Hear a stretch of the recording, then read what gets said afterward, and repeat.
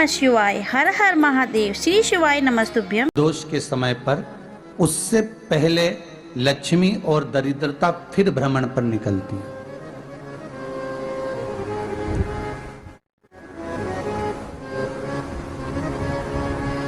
शिव भ्रमण कर कर जब वापिस आ जाते हैं, हिंदू धर्म में पीपल के वृक्ष की जो गणना वराह पुराण में करी गई है, 4 बजे से 7 बजे तक शिव के भ्रमण का समय बताया है शाम को। तो 7 बजे से लेकर फिर रात्रि 9 बजे तक लक्ष्मी और दरिद्रता फिर भ्रमण पर जाती है। इनका एक समय निश्चित है महाराज। भ्रमण कर कर आ जाना। अब इस बीच में जब लक्ष्मी और दरिद्रता दोनों निकल कर जा रही हैं, तो दोनों एक भाव रख कर जाती हैं कि आज हमको कहां प्रवेश करना।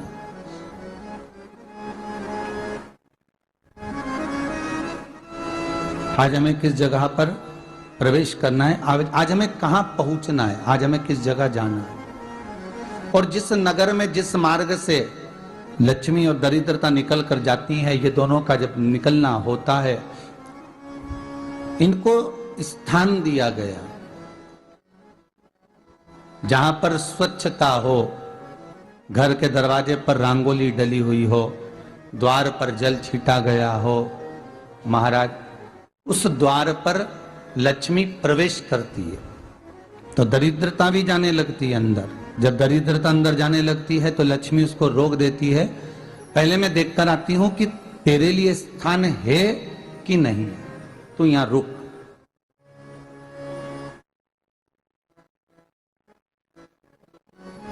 कुछ देर तक दरिद्रता बाहर खड़ी रहती है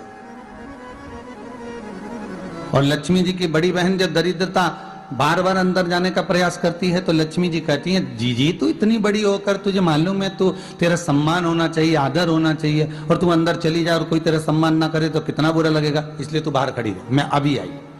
अंदर जाती है और जब लक्ष्मी जी भ्रमण कर लेती हैं, अंदर प्रवेश कर कर आती हैं और प्रवेश कर कर आती हैं तो दरिद्रता पूछती है चले अंदर। तो लक्ष्मी जी कहती हैं, तुझे मालूम नहीं है क्या जी कि जिस घर में मैं प्रवेश कर जाती हूं उस घर में फिर दरिद्रता नहीं जा सकती, क्योंकि ये तेरा वचन था, ये तेरा वचन था। अपन दोनों का जब मंगल विवाह हुआ था, मेरा विवाह जब नारायण के साथ में हुआ और तुम्हारा विवाह जब दुसाह मुनि के साथ हुआ, दरिद्रता का विवाह दुसा मुनि के साथ हुआ। जब अपना दोनों का विवाह हुआ था तो अपन दोनों ने एक वादा करा था कि जिस घर में लक्ष्मी प्रवेश कर जाएगी उस दिन फिर दरिद्रता नहीं जाएगी, और जिस घर में दरिद्रता प्रवेश कर जाएगी उस घर में फिर लक्ष्मी नहीं जाएगी। अब जब मैं अंदर देख कर आ गई हूं तो तू अंदर नहीं जा सकती, अर्थात लक्ष्मी के चरण जिस घर में पड़ गए उस घर में फिर दरिद्रता प्रवेश नहीं कर रही। चलते चलते फिर दरिद्रता ने देखा और लक्ष्मी जी इसको लेकर गई और लक्ष्मी जी ने देखा कि इसके दरवाजे पर जल नहीं छीटा गया, इसके दरवाजे पर ना रंगोली डली है, इसका द्वार साफ नहीं हुआ है, इसके द्वार पर दीप नहीं है, इसके द्वार पर कलश नहीं है, इसके दरवाजे पर ढेर सारा कचरा पड़ा हुआ है, कोई स्वान कोई कुत्ता गंदगी भी कर कर चला गया है, कहीं बिल्ली ने गंदगी कर रखी है, कहीं जीवों ने कुछ गंदा गिरा रखा है।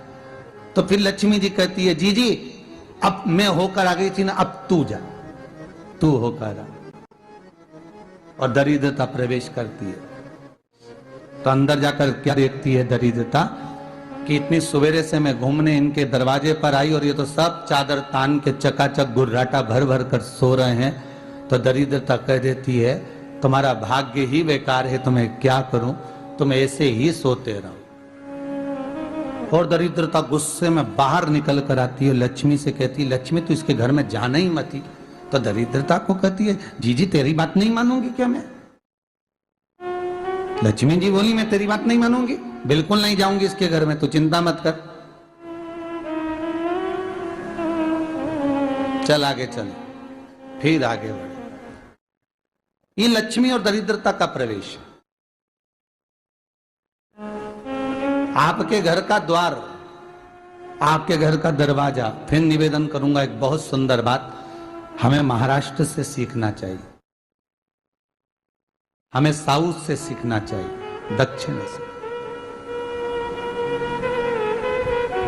जिस समय पर भक्ति देवी यमुना जी के घाट पर रो रही थी अपने पुत्र ज्ञान और वैराग्य को गोदी में लेकर, समय देवऋषि नारद ने एक प्रश्न किया था कि तुम कहां पर पोषित हुई हो, तुम्हें ऊर्जा कहां से प्राप्त हुई? तो कहा मैं गुजरात से तो चली हूं। और वहां से चलती चलती भक्ति देवी कहती है मैं बहुत दुखी होकर, बूढ़ी होकर, द्रवित होकर, बड़ी दुख में वहां से चलते चलते जब मैं महाराष्ट्र में पहुंची तो मैंने वहां जाकर देखा कि वहां पर लोग हर पल हर घड़ी ब्रह्म मुहूर्त में उठकर स्मरण करते हैं, नाम जाप करते हैं और दरवाजे पर जल छीट कर रंगोली डालते हैं। तो कह रही है कि वहां पर मैं थोड़ी अवस्थावान होने लगी, वहां मुझे अच्छा लगने लगा। फिर जब मैं और आगे पढ़ी, दक्षिण में जब पहुंची, वहां पर जाकर मैंने देखा कि सुबह से उठकर मंगलाचरण, मंगला स्तोत्र और वेदों की ध्वनि होने लगी। वहां पर मैं और आनंदित हो गई।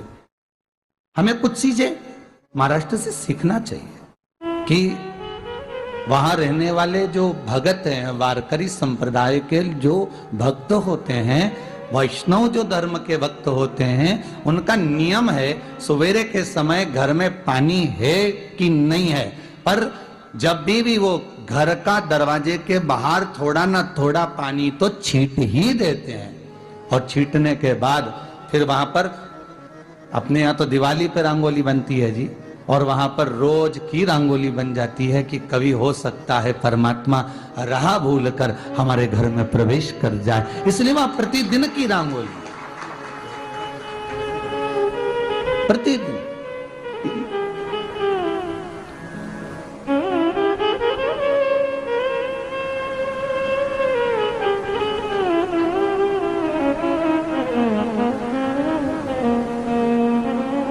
हमें सीखना चाहिए थोड़ा सा। आज के जमाने में तो बहू अपने कमरे की झाड़ू लगा ले, वो ही बहुत बड़ी बात है। हो खड़ी खड़ी बहू ये देखती रहेगी कि नौकरानी सही से झाड़ू लगा रही, वहां से लगा के लाओ, इधर से हेड के ले जाओ, वहां से कचरा सोरो, वहां से पोछा लगाओ। खड़ी रहेगी, उंगली से बताती रहेगी, पर इतना नहीं बनेगा कि सेविका से, नौकरानी से, दासी से कह दे कि तू मम्मी पापा के कमरे की लगा ले, मैं मेरे कमरे की लगा लूंगी, तू जा उधर। थोड़ा दया का भाव अगर होता तो उसके मन में भी आता कि मेरी बड़ी सेठानी तो अपनी जगह पर है, पर छोटी तो सेठानी की भी बड़ी सेठानी है जो मुझ पर करुणा करती रहती है। पर बड़ी तो कहे कि बेटा रहने दे, तू उधर ले जा, जब भाभी के कमरे में देख ले जा। उसके बच्चों का बड़ा फैलारा रहता ना, तू उधर देख ले जा, तो जरा उधर, मां उधर भेज रही है।